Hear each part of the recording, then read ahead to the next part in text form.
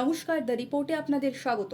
অনির্বাণদা তোমাকেই চাই, এই স্লোগানকে সামনে রেখে জোর কদমে নির্বাচনী প্রচার সারছেন যাদবপুরের বিজেপি প্রার্থী ডক্টর অনির্বাণ গাঙ্গুলি। আগামী 1 জুন যে 9টি হেভিওয়েট কেন্দ্রে ভোট হবে তার মধ্যে অন্যতম যাদবপুর লোকসভা আসন। বিগত লোকসভা নির্বাচনের ফলাফল যদি দেখা যায় তাহলে বোঝা যাবে যে যাদবপুর কেন্দ্রটি কিন্তু বারংবার রাজনৈতিক উলটপুরাণের সাক্ষী। 1984 সালে জাতীয় কংগ্রেসে থাকাকালীন এ রাজ্যের মুখ্যমন্ত্রী মমতা বন্দ্যোপাধ্যায় স্বয়ং এই কেন্দ্র থেকে প্রার্থী হয়েছিলেন, জিতেও ছিলেন। তবে 1989 নির্বাচনে ফের এই কেন্দ্র থেকেই কংগ্রেসের টিকিটে প্রতিদ্বন্দ্বিতা করলেও সেবার যাদবপুরের কুর্সি হারিয়েছিলেন মমতা। সিপিআইএম আবার তাদের ক্ষমতা পুনরুদ্ধার করে। এরপর 1998 সাল থেকে যাদবপুরে কার্যত তৃণমূল ঝড় শুরু হয়। তবে সবুজের সমারোহের মাঝে বামেদের কাছে 2004 সাল ছিল মরুদ্যানের মতো, কারণ সে বছর যাদবপুরে নিজেদের হারানো আসন ফিরিয়ে এনেছিলেন ডক্টর সুজন চক্রবর্তী। তবে আবার বামেদের থেকে নিজেদের এই শক্ত ঘাঁটি ফিরিয়ে আনতে বেশি সময় লাগেনি শাসক দলের। এবার সেই যাদবপুরে তৃণমূলের তুরুপের তাস সায়নী ঘোষ।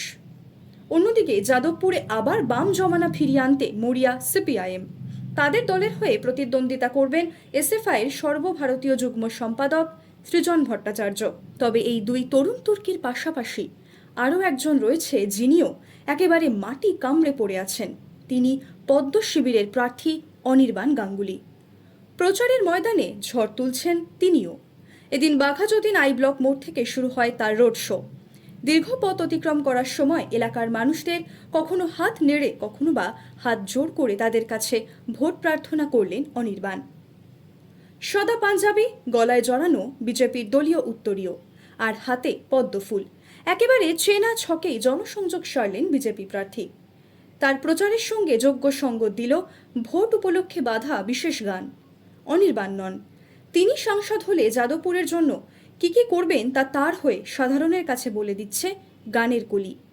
এভাবেই দলীয় কর্মী সমর্থকদের সঙ্গে নিয়ে এক বিশাল রোড শো এর মাধ্যমে ভোটের আগে জনসংযোগ সারলেন অনির্বাণ গাঙ্গুলি। তবে যাদবপুরের মানুষের মন আসলে কোন প্রার্থী জিততে পারেন তার উত্তর আমরা অবশ্যই পাব। তবে তার জন্য অপেক্ষা করতে হবে 4 জুন পর্যন্ত। যাদবপুর থেকে মামুনি রয় রিপোর্ট, 7 আওয়ার নিউজ নেটওয়ার্ক। আরও বিভিন্ন খবরের আপডেট জানতে হলে 7 আওয়ার নিউজ চ্যানেলটিকে সাবস্ক্রাইব করতে ভুলবেন না, কারণ আপনাদের একটা সাবস্ক্রিপশন আমাদের কাছে অত্যন্ত মূল্যবান। জয় হিন্দ।